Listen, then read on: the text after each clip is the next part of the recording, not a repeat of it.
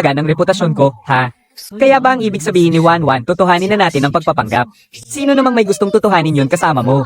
Sinasabi ko sa iyong linawin mo ang lahat, para hindi na lumala pa ang maling akala nila. Eddie, pakakasalan na lang kita. Ikaw, paano mo nasasabi ang mga ganyang bagay ng ganoon kadali? Huwag kang mag-alala, hindi naman mismong inamin ng mga magulang mo. Sila-sila lang din naman ang gumagawa ng sarili nilang chismis. Nakapagpaliwanag ka na rin naman. Tsaka, sa tingin ko, hindi ka rin magtatagal dito sa nayon. Kahit ano pang sabihin nila balang araw, hindi mo na rin maririnig. Anong ibig mong sabihin hindi ako magtatagal? Anong ibig mong palabasin? Wala naman. Kutob ko lang. Lahat sa pamilyang ito ay mga bukod tangi. Kalaunan ay aalis din kayo rito at lilipad ng mataas. Palagi pa namang tama ang pagkilatis ko sa tao. 4 na balot ang nabente sa kariton. Kumain ng 1 balot at nagbukas pa ng 2 para ipatikim. May 73 balot pa, galingan pa natin ang pagbebenta. Ano po ito? Mukhang bago sa paningin. Sariling gawang merienda po, ang tawag dito ay sakhima. Malinis po ito at ligtas kainin. Malambot, malagkit, at napakatamis. Siksik pa sa santap, maaari po ninyong tikman ng libre. Kapag nasarapan kayo, saka na po kayo bumili. Bumili na kayo para may merienda ang mga matatanda at bata sa inyo. Maganda rin itong pasalubong kapag bibisita sa mga kamag-anak. Magkano naman ang 1 balot? 15 barya po ang 1 balot. Tapat po kami sa presyo, bata man o matanda. Kaya makakaasa po kayo. Pare-pareho po ang bigat ng bawat balot niyan. Kailanman ay hindi po kami mandadaya sa timbang. Ineng, masarap nga itong paninda mo. Pero hindi ba't medyo mahal ang 15 barya? Tiyang, hindi na po talaga yan mahal. Mas masarap po ang merienda ko kumpara sa mga nasa palengke. Mas siksik pa po ito. Tingnan niyo po ang mga sangkap. Pulang datiles, passes, lingga. Lahat po yan purong-puro at dekalidad. Malaki rin po kasi ang puhunan namin dyan. Kailangan nyo naman kaming hayaang kumita ng kaunti, di ba? Sa bagay, may punto ka. Huwag na kayong magpatumpik-tumpik pa. Sulit na ang presyong ito. Sige, bigyan mo muna ako ng 2, ako rin, pabili ng 1. Bagong lutong kakanin. Napakamapili sa pagkain ng amo namin sa mansiyon. Kapag hindi masarap, hindi ako magbabayad Tikman nyo po muna. Kapag hindi masarap, wala kayong babayaran. Ibalot mo ako ng 5. Paborito ng seniora namin ang ganitong katames. Bigyan mo rin ako ng 3. Iuuwi ko para matikman ng mga senyorito at seniorita. Ano bang masarap dyan at pinagkakaguluhan ng lahat? Masarap din itong shakima. Bili ka na rin ng 1. Magandang ihanda ito sa mga bisita ngayong bagong taon. Sige, pabili na rin ako ng 1. Kapareho lang talaga ito ng live selling. Nanunood ka lang tapos biglang mapapabili ka na. 1-1, eksakto na ang bayad para sa 2 balot. Sige po, nakabalot na po ang 2. Mag-iingat po kayo. 1-1, may 1 muna kita saglit. Sige. Babalik din ako agad, hintayin mo ako. Nasa bayan ng Chinghe ang mga dati niyang tauhan. Mahigit 2 buwan na siyang nawawala. Oras na para magpadala ng balita na ligtas siya. 2 libreng tikim, 70 balot ng shakima. Lahat-lahat ay 13 tail at 50 barya. Sa wakas, matutustusan ko na rin ang panggamot ni inay. 7 araw pa bago magbukas ulit ang pamilihan. Kumusta na kaya sina pangatlong kuya doon sa kanila? Aba, taga saan kaya ang binatang ito? Ang gwapo naman. Sinabi mo pa, matangkad na, matipuno pa. Mukhang sanay na sanay magbanat ng buto. Bibili po kayo ng kakanin. Binata, ano bang sinasabi mo? Nakasan mo, hindi ko marinig. Ale, nagtitinda po ako ng kakanin. Masarap po ito, tikman nyo po. Aba, masarap nga ito. Matamis na, malambot pa, may pinatoyong prutas pa sa loob. Patay tayo dyan, nakalibre lang sila ng kain. Bakit naman walang nagtatanong ng presyo? Ano nga ulit ang sasabihin ko? Ay ho, anong tawag sa kakanin mong ito? Magkano ba ito? Ang tawag po sa kakanin na ito ay sakhima. Gawa po ito sa bahay namin kaya siguradong malinis. 15 barya po ang 1, sulit na po ito. Malapit na po ang bagong taon. Bili na po kayo para maiuwi at mapakain sa mga lolo, lola at mga bata sa inyo. Pwede nyo po itong tikman. Ay sus ko po, saang baryo ba galing ang binatilyong ito at masyadong mahiyain? Tignan nyo nga, namumula na ang mukha na parang puwet ng unggoy. Ha, mga manang naman. Taga Sianyango po ako. Taga Sianyango ka pala, malapit lang Ay ho, may mapapangasawa ka na ba? Maraming masipag at magagandang dalaga sa baryo namin. Gusto mo bang ayto ka namin sa kanila? Oo nga, tama yan. Magaling magborda ang pamangkin kong babae, gusto mo bang makilala? Nagbebenta lang naman ako ng kakanin. Bakit napunta sa usapang kasal, saklolo? Tama na yan, tigilan nyo na ang pagtukso sa bata. Kung nagustuhan nyo para sa mga pamangkin nyo, kayo na ang gumawa ng paraan. Magpadala na lang kayo ng tagapamagitan, di ba? Tignan nyo tuloy, tinakot nyo pa ang binatilyo. Ay ho, pwedeng bawasan ng 15 barya na kumanang wala na pong tawad. Kailangan po kasi naming mabawi ang puhunan namin. Ganyan din po ang presyo ng mga kakanin sa kabayanan. At mas kaunti pa nga ang ibinibigay nila kumpara sa amin. Tignan nyo po, pinapatikim ko pa sa inyo ng libre. Kapag hindi masarap, huwag nyo nang bayaran. Sige, dahil dyan sa pagiging tapat mo. Pabili nga ng isa, bibili rin ako ng isa. May uwi nga at ng matikman ng apo ko. Ayos. Nakabenta nga talaga ako. Talagang umubra ang mga itinuro sa akin ni Wangwan. Ubus na talaga ang tinda ko. Tama nga ang sinabi ni Master. Kapag naihakbang mo na ang unang hakbang, hindi na ganoon kahirap ang mga susunod. Siguradong matutuwa si Wangwan kapag nalaman niya ito. Binibini, hindi na ako magpapaligoy-ligoy pa. Ako ang titiwala mula sa mansiyon ni Don Wo. Bumili ako ng 3 balot ng kakanin nyo sa palengke kanina. Nang makauwi kami, hindi magkamayaw sa pagpuri ang aming senior nang matikman niya iyon. Sa mansyon ni Senior Wo. 5 araw mula ngayon ay ang ika-50 karawan ng aming senior. Sa araw na yun, dadagsa ang mga bisita mula sa iba't ibang dako para magbigay pugay. Siyempre, hindi pwedeng mawala ng mga bagong kakanin na ipapakain sa kanila. Yung mga Osmondos cake mula sa panaderia ng Liu Fang. Pati na rin yung Mang Bin cake, sawang-sawa na ang mga tao dun. Kaya gusto ng senior na maghanda ng kakaiba para naman bumilib sila. Kaya inutusan niya akong magsadya dito para umorder sa iyo ng 150 piraso ng sakhima. Na i-deliver nyo sa aming mansyon pagkalipas ng 4 na araw. Unang araw ko pa lang sa pagtitinda, may malaking order na agad na dumating. Ang swerte ko naman. Kalma lang, huwag kang tatawa. Isang malaking karangalan po na mapansin kami ni Senior Wo. Tatanggapin po namin ang order na ito. Pero, binibini. Kakayanin nyo ba ang 150 piraso sa loob lamang ng 4 na araw? Kapag umu-order ako sa panaderia ng Liu Fang, inaabot iyon ng mahigit 10 araw. Sapat na po ang 4 na araw. May hahatid po namin ng 150 piraso sa tamang oras. Kaso nga lang po, Ginoo, kailangan po muna namin ng paunang bayad. Maliit lang po ang puhunan namin at mahal ang mga sangkap. Kaya hindi po kami pwedeng makipagsapalaran. Hahaha, naiintindihan ko, syempre naman. Tama lang yun at makatwiran. Ang 150 piraso, base sa presyo nyo, ay nagkakahalaga ng 22 tail at 50 barya. Magbabayad muna ako ng kalahati. 11 tail, ayos lang ba sa'yo? Binibini, ibigay mo sa akin ang address nyo. Matapat dapat tayo sa negosyo. Ang bahay po namin ay nasa Wagna, hindi na kailangan. Ang aming Senior Wo ay kilalang napakabuting tao. Hindi namin kayo pagdududahan dahil lang sa ganitong halaga ng pilak. Mababait at tapat ang mga tao dito sa bayan ng Qinghe. Lahat tayo dito ay marangal at disenteng mamamayan. Kaya buo ang tiwala namin sa inyo. Maraming salamat po sa tiwala ninyo, Ginoo. Bago maghapon, makalipas ang 4 na araw. Asahan nyo pong i-deliver ko ng eksakto ang 150 sakhima sa mansyon ng mga Wo sa kanluran ng bayan. Aasahan ko iyan. 22 tail at 50 barya. At paunang order pa lang yon. Dadami pa kaya ang ganitong klaseng swerte ko sa hinaharap. Kung talagang mapapasikat ko ang pangalan ng mga kakanin kong ito, hindi ko na po problemahin ang pambili ng gamot ni inay at ang mga panggastos namin sa bahay. Baka nga, makaipon pa ako ng puhunan para makapagpatayo ng mas malaking negosyo. Maayos ang paggaling niya, dahil pa rin yan sa husay ng gagamot ni Dr. Su. At syempre, sa pag-aalaga rin ni na Wanwan. Wanwan. Ilang araw lang akong nawala, ganyan na agad sila ka-close. Dahil din kasi malakas ang pangangatawan mo. Kaya mabilis kang nakabawi. Ito ang bayad sa panggagamot ni Dr. Su. At ito naman ang pambayad sa pagkain at tuluyan ko rito. Naku, sobra-sobra naman to. Hindi namin ito pwedeng tanggapin. Napag-usapan na natin ito, di ba? Ang usapan, pangkaraniwang bayad lang sa doktor ang ibibigay mo. Isa pa, hindi pa naman ganap na doktor ang kapatid ko. Kahit isama pa ang pambili ng gamot, aabutin ba yan ng 100 pilak, di ba hindi? Pati itong pambayad sa pagkain, masyadong malaki. Wala ka namang kinain na pambihira rito sa amin. At hindi rin naman mag-ara ang tinulugan mo. Kung tatanggapin namin ang 100 pilak na to, lalabas ng mga mandurugas kami, di ba? Hindi mahalaga kung malaki o maliit man ang halaga. Ang mahalaga ay ang samahan natin. Utang ko sa pamilya so ang buhay ko. May hihigit pa ba riyan? Kulang pa nga ang binigay ko sa paningin ko, hindi papayag ang konsensya ko. Ang tungkulin ng doktor ay manggamot at magligtas ng buhay. Kung dahil lang niligtas ko ang buhay mo, ay maniningil na ako ng malaki. Di, lahat ng ililigtas ko mula ngayon. Hihingian ko rin ba ng napakalaking kapalit? Kung magkakaganoon, lalapastanganin ko ang sinumpaang tungkulin ng isang doktor.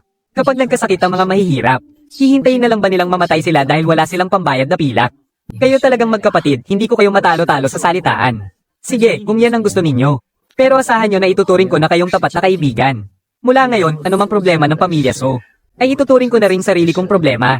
Kaya huwag kayong mahihiyang lumapit sa akin kung may kailangan kayo. Sabihin nyo lang sa akin, Boss, Itabi mo ng maayos ang perang to, magagamit ito ni kuya sa pag-alis niya para kumuha ng pagsusulit. Naiintindihan ko. Sa wakas, may panggastos na si kuya sa biyahe niya. Ang susunod nating gagawin ay pabilisin ang pagsundo ng ikatlo nating kapatid kina Inay at Itay. 2 buwan na lang, bagong taon na. Ang pananatili pa ng isang araw sa minahang iyon ay magdadala lang ng karagdagang panganib, Xiangyu. Ano na ang balak mo sa hinaharap? Gusto ko muna sanang manatili sa pamilya So para magpagaling ng aking mga sugat. Kaya pasensya na kung makakaabala pa ako rito ng ilang araw. Aalis din ako bago matapos ang taon. May mga kailangan pa kasi akong tapusin. At may kailangan din akong hanay pang tao. At sa wakas, may mga magagandang balita na ako tungkol sa kanya. Ayoko rin namang iwan agad ang naging buhay ko rito ngayon. Nakakapanghinayang talagang iwan ang pambihirang kapayapaang ito. Kaya pagdating ng panahon, kailangan ko muling abalahin si Dr. So na ipagtimpla ko ng ilang gamot para mapagaling ang mga panloob kong pinsala. Sige, ipagtitimpla kita mamaya. Manatili ka muna rito sa amin pansamantala. Maraming salamat, Dr. So. Wan, napaka-diskarte mo talagang dalaga. Hindi ka lang basta madiskarte. Pinaninindigan mo pa ang mga sinasabi mo at nakikita agad ang resulta. Kailangan kong aminin. Dala ni Wan ay puro swerte sa atin. Mula nang bumalik siya, mas lalong umunlad ang pamumuhay ng pamilya So. Kuya, oras na yata, kailangan ko pang pumunta sa palengke para mamili. Baunin mo itong mga pilak na ito. May libre naman akong pagkain at tirahan araw-araw.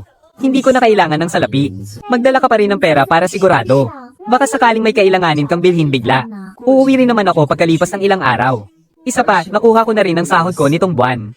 Kaya may pera ako rito. Sige kuya, mauuna na muna kami ha. Mag-iingat ka parati at alagaan mo ang sarili mo. Pagkaraniwan na ang mga kwento ng makisig na binata at magandang dilag sa mga libro. Ngunit isang malaking hadlang sa totoong buhay ang magkaibang katayuan sa lipunan. Pareho pa naman silang nasa edad na madaling mahulog ang loob. Tapos araw-araw pa silang magkasama rito. Imposible kayang hindi sila makabuo ng pagtingin sa isa't isa. Hindi isang pangkaraniwang mamamayan si Xiangyu. Bagay ba talaga sila ni Wan? Sana lang manatiling malinaw ang pag-iisip ni Wan. At sana'y huwag siyang magpabulag sa pag-ibig.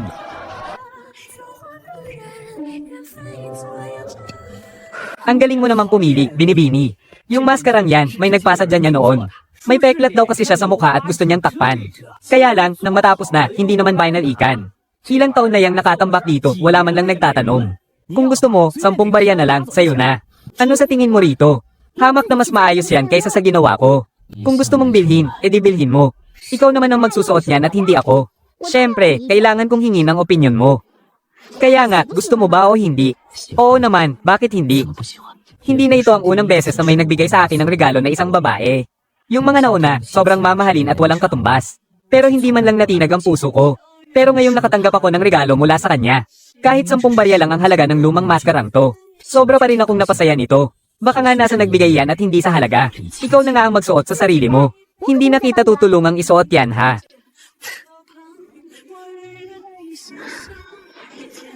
Nung huling beses kasing nakiusap ako na isuot niya sa akin yung maskara. Hanggang ngayon ba naman tinatandaan pa rin niya? Ang tindi talaga ng memorya ng babaeng to.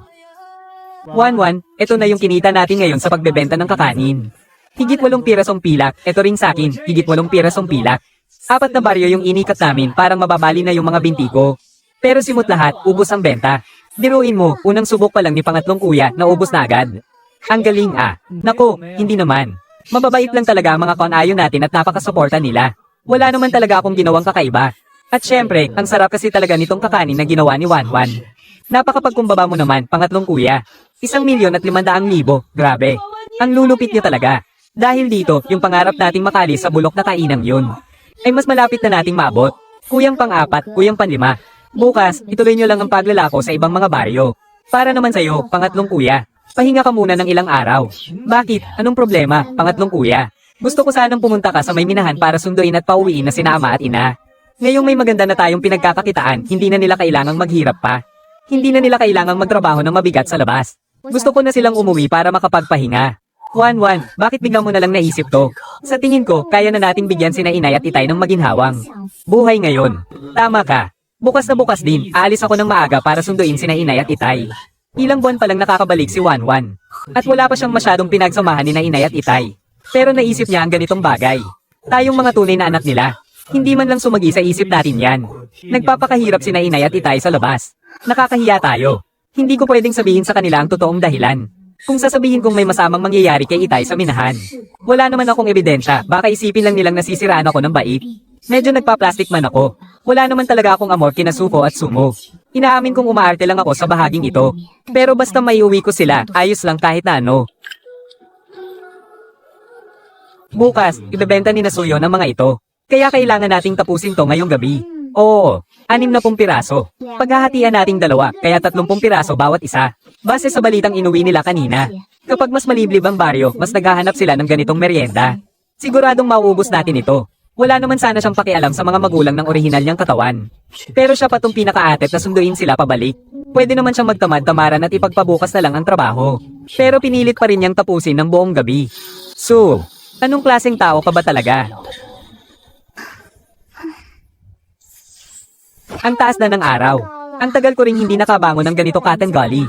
Ilang oras na sigurong nakakaalis si Kuya Pangatlo. Hindi ko rin alam kung gaano kalayo ang minahan. Makakarating kaya siya roon ngayon.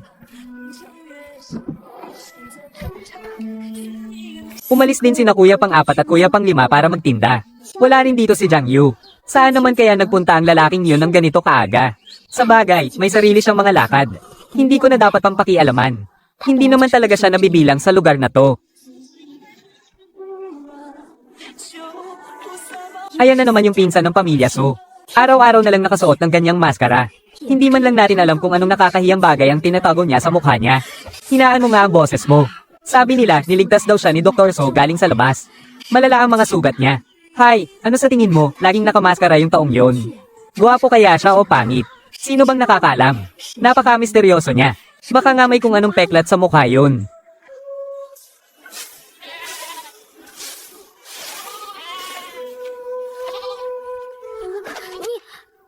Bata, may itatanong lang ako. May mga ngasuba sa baryong to. Saan ang bahay niya? Tumbukin niyo lang po ng diretso ang daang ito. Pag nakita niyo po ang bakura na may kulay abong pader, yun na po yun. Salamat. Nagtanong lang ng daan, binigyan na agad ako ng pilak. Hulog talaga to ng langit. Matatag ang mga hakbang. Kalmado ang paghinga. Siguradong magaling siya sa martial arts. Ikaw nga. Tiyohi.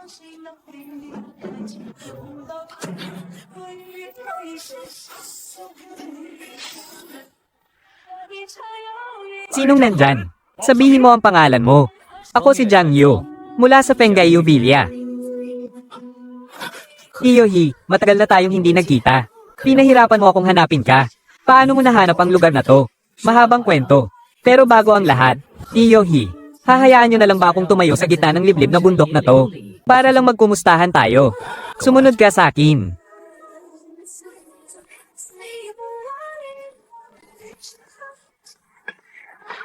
Inay. Chen, bakit ka nandito? Inay, pinapasando po kayo sa akin ni Wanwan. Kasama ni Itay para umuwi. Bakit naman kami uuwi? May masama bang nangyari sa bahay? Nako, hindi po. Walang problema sa bahay, magandang balita po ito. Inay, yung ginawang sakiman ni Wanwan ay napakalakas po ng benta. Nabayaran na po natin lahat ng mga utang natin. At nakakuha pa po tayo ng malaking order mula sa pamilya Wo. Inay, sabi po ni Wanwan, kayo po ni Itay ay nagpakahirap ng buong buhay nyo. Panahon na po para magpahinga kayo ng maayos. Sobrang delikado at nakakapagod po sa minahan. Kaya na po namin kumita ng sariling pilak ngayon. Umuwi na lang po kayo ni Itay para magpahinga at magpakasarap sa buhay. Pero kailangan ng kuya mo ng malaking halaga ng pilak para sa pagsusulit niya sa susunod na taon. Pagkatapos mabayaran ng Itay mo ang mga utang natin itong mga nakaraang taon. Nasa ilang dosenang piraso ng pilak lang ang naiipon namin. Kahit idagdag pa ang kinita ninyo. Sapat ba yon? Inay. Sa totoo lang po, may iniligtas kaming tao. At para makabayad ng utang na loob ang taong yun. Nagbigay siya ng 100 pilak para sa matutuluyan at pagkain niya. Kaya solusyonado na po ang gastusin ni kuya sa pagsusulit niya. 100 pilak, masyado naman atang malaki yun. Noong una nga po, 200 pilak ang ibinibigay sa kanya. Pero tinanggihan po ito ng pangalawa kong kuya. Ang sabi po niya, hindi dapat ginagamit ng isang manggagamot ang utang na loob para maningil ng malaki. Tama ang ginawa ng kuya mo. Kahit na iniligtas pa natin ang buhay ng isang tao. Hindi natin dapat gamitin yun para mang-abuso. Pero kailangan ko pa rin tanungin ang Itay mo tungkol dito. Maupo ka muna roon at maghintay. Tatapusin ko lang itong ginagawa ko tapos mag-uusap tayo ng masinsinan. Ibinigay sa akin ng mga taga-minahan ang trabahong to. Kaya hindi ko ito pwedeng iwanan na lang ng basta-basta. Ang mga babae ng pamilyang So, tinatapos ang anumang sinimulan.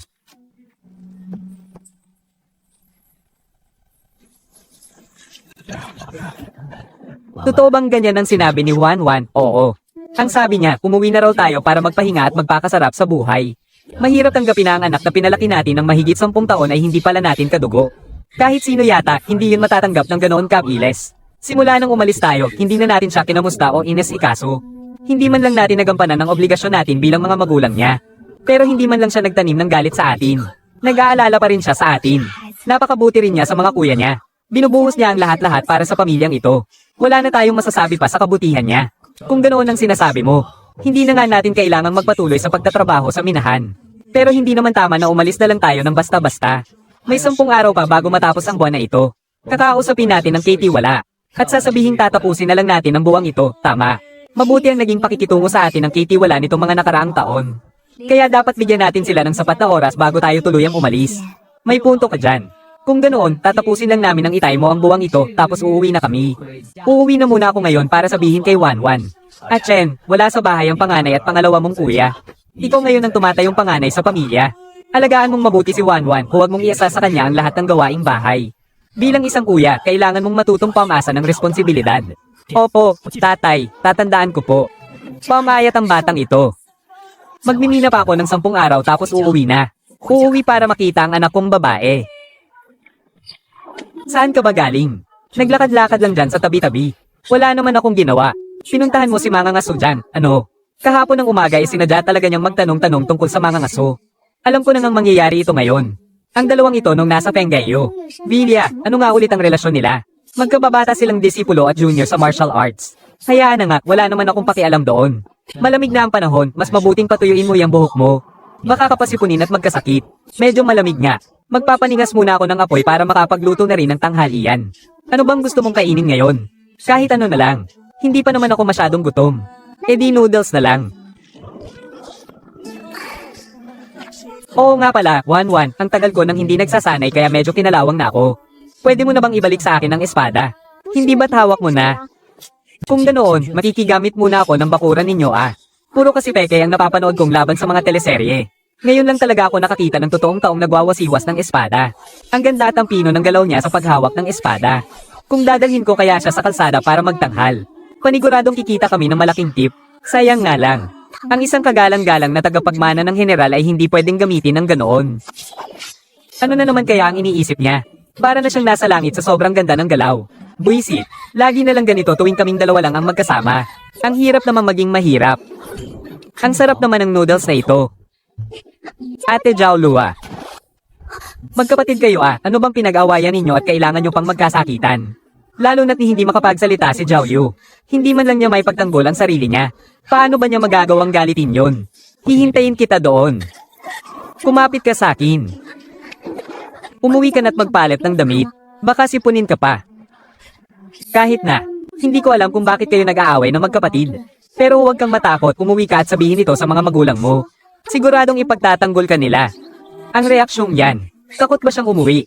O baka wala ring mangyayari kahit sabihin pa niya? Mukhang may problema rin sa mga magulang niya. Hayaan na nga, hindi na ako dapat masyadong makialam sa problema ng ibang pamilya. Sandali, hintayin mo ko. Pumunta muna tayo sa bahay ko. Magpalit ka muna ng tuyong damit bago ka umuwi. Jiang Yu, tara na. Maghilamos ka muna at magpalit ng damit. Ito muna ang suotin mo. Wala yon. Kung ayaw mo pa namang umuwi ngayon, pwede ka munang magpahinga rito sa bakuran. Kanina pa ba siya nakatayo dyan sa pinto? Hayaan mo na. Huwag mo na siyang lingunin. Baka lalo lang siyang mailang kapag pinansin pa natin. Umalis na siya. Kanina sa taniman. Kitang-kita mo namang tinulak siya ng ate niya. Bakit hindi mo man lang inusisa? Kahit ba tanungin ko siya, makakasagot ba siya? Ni hindi nga siya makapagsalita. Ang mga ganitong problema sa pamilya, lalo lang gugulo kapag nakialam ang tagalabas. Ang tanging magagawa ko lang, bigyan siya ng tuyong damit. Napakalinaw mong mag-isip. Hindi ka mukhang ordinaryong probinsyana lang. 1-1. May higit 10 piraso pa tayong hindi nabebenta ngayon. Masyadong konti ang tao sa nayon na pinuntahan natin. Kumita lang tayo ng higit 6 na tail. Kuya 4. Kung araw-araw na ganyan kaganda ang benta natin, edi sana lahat na ng tao sa mundo nagnegosyo na. Ano naman kung may konting hindi nabenta? Kuya 4, masyado ka lang talagang mapagkumpitensya. Pero ang totoo, napakarupok ng puso mo pagdating sa kabiguan. Hindi pwedeng ganyan. Sa negosyo, hindi pwedeng araw-araw ay swerte. Kung hindi man natin nabenta ang higit 10 piraso ngayon, edi sa ibang nayo naman tayo magbenta bukas para makabawi. Tama ka, masyado lang akong nagmadali. Pangatlong kuya, Ito ang sweldo mo sa pagtulong kay pang-apat na kuya sa pagbebenta, 3 pilak. Panlimang kuya, 3 pilak din ang sayo. Kukuha rin ako ng 3 pilak para sa sarili ko. Lahat ng perang ito ay ibabawas sa kita ng pagbebenta natin ng Shakiga. Isang pamilya lang naman tayo eh. Bakit kailangan pa nating kwentahin kung ano ang sayo at ano ang sakin? Kasi kailangan mag-ipon ni pang-apat na kuya para sa negosyo niya. Kaya ko lang naman siya binigyan ng ideya. Ngayong tumutulong ang lahat sa kanya. Hindi naman pwedeng walang bayad. Ang gastos sa materyales at sweldo natin ay parehong kukunin sa kita. Sa huli, kung magkano man ang matira, mapupunta lahat yon kay pang-apat na kuya. Dapat lang na malinaw ang usapan sa pera. Pangatlong kuya, tanggapin mo na to. Tinulungan mo akong magbuhat at mag-ikot sa buong nayon. Mas malayo pa nga ang nilakad mo kaysa sa akin. Kaya nararapat lang sa'yo yan. Pangatlong kuya, tama ang sinasabi ni Wanwan. Tama lang na mabayaran tayo mula sa sarili nating paghihirap. Ito ang unang pagkakataon na kumita ako ng sarili kong pera. Sa sobrang dami nito, hindi ko na alam kung saan ko to gagamitin. Maliit na halaga pa lang yan. Kapag naging matagumpay ang negosyo ni pang-apat na kuya, mas lalaki pa ang kikitain mo. Haha, pero kapag daladala ko ang ganito kalaking pera, hindi ko talaga alam kung anong bibilhin ko. Siyempre, ipunin mo para pampakasal. Akala mo ba, pangatlong kuya, hindi kailangan ng dote kapag nag-asawa ka na? Wanwan, palagi mo na lang akong tinutukso. Bakit ka naman nahihiya? Ang pag-aasawa at pagbuo ng sariling pamilya ay bahagi na ng buhay. Napag-isipan mo na ba, pangatlong kuya? Kung anong klaseng babae ang gusto mong pakasalan balang araw? Eh, ako. Hindi ko pa yan naiisip eh. Ha ha ha. Ang cute mo pala, pangatlong kuya, kapag namumula ka sa hiya. Pero hindi biro ang usapang pag-aasawa. Kung susundin ang takbo ng orihinal na kwento, sa susunod na taon ay papasok na siya sa hukbong sandatahan. Matapos ang 3 taon sa larangan ng digmaan, uuwi siya bilang isang sikat at makapangyarihang batang general. Pagdating ng panahong yon, ang mga babaeng gugustuhing magpakasal sa kanya. Baka umabot pa yata ang pila mula sa bungad ng baryo hanggang bayan. Master, si Jiang Yu po. Magkakilala kayo. Kahapon ko lang din nalaman na ikaw pala ang pinakahuling disipulo ni Tito He. Tito He, anak po si Jiang Yu ng isang lumang kaibigan. Nagkasalubong lang kami kahapon. Ang martial arts na natutunan niya at yung itinuro ko sa'yo ay galing sa iisang pinagmulan. Ano, interesado ka bang makipag-ensayo sa akin? Kunting ensayo lang, walang sakitan. Sakto, para makita ko kung anong natutunan ninyong dalawa sa loob ng mga nagdaang taon. Huwag kang kabahan. Hindi nakakahiya na matalo sa disipulo ni Tito He. Hindi po ako kinakabahan.